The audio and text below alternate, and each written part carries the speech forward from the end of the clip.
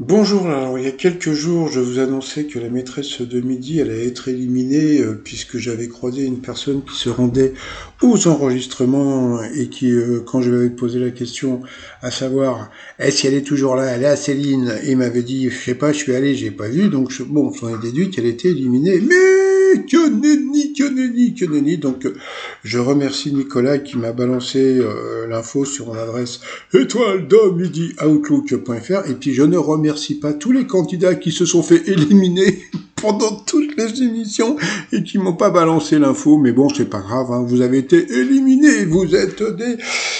non, je ne veux pas le dire. Bon, passons. Alors, que dire alors sur la maîtresse de midi? Donc, elle ne va pas se faire éliminer, et au contraire, eh bien, comme je vous l'ai dit hier, ça y est, elle a battu le record de Tata Véro.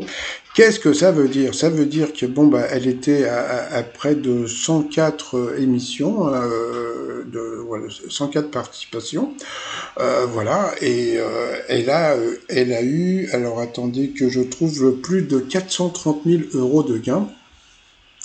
Alors comme je vous l'avais dit, elle allait trouver donc l'étoile mystérieuse de Léa Drucker, ça sera le 25 mai, mais elle va trouver aussi la prochaine encore étoile mystérieuse. Alors j'ai le nom, mais ça sert à rien que je vous le dise, parce que bon, je vous le dirai le 25 mai, ça sert à rien que je le dise maintenant, ça vous en foutez. En plus, je vais vous dire un truc, je la connais pas. C'est une nana, je la connais pas. J'ai vu son nom comme ça, mais je la connais pas. Bon, c'est pas très important.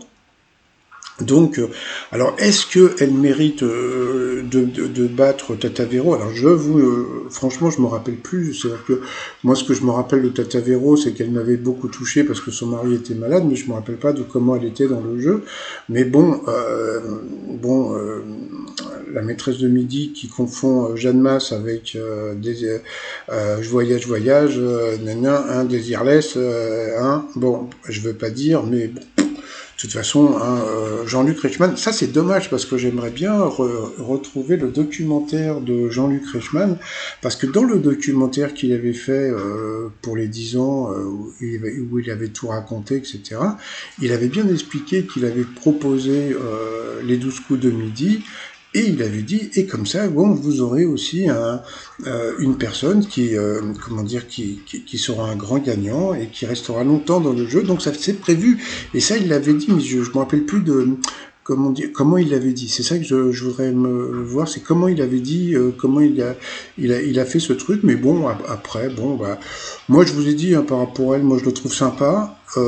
Tant qu'elle, moi ce que je critique, c'est le comportement. Hein. C'est-à-dire que si elle se la pète un peu trop, il va falloir qu'elle descende un petit peu vous voyez ce que je veux dire? Parce que franchement, quand on est avantagé, on se la ferme un peu, on prend les sous, on est dans le système, mais voilà quoi, d'accord? C'est comme ça et c'est pas autrement. Allez, je vous dis à tout à l'heure pour les résumés des 12 coups de midi. Si Jean-Luc Reichmann est toujours en vie. Allez, papa.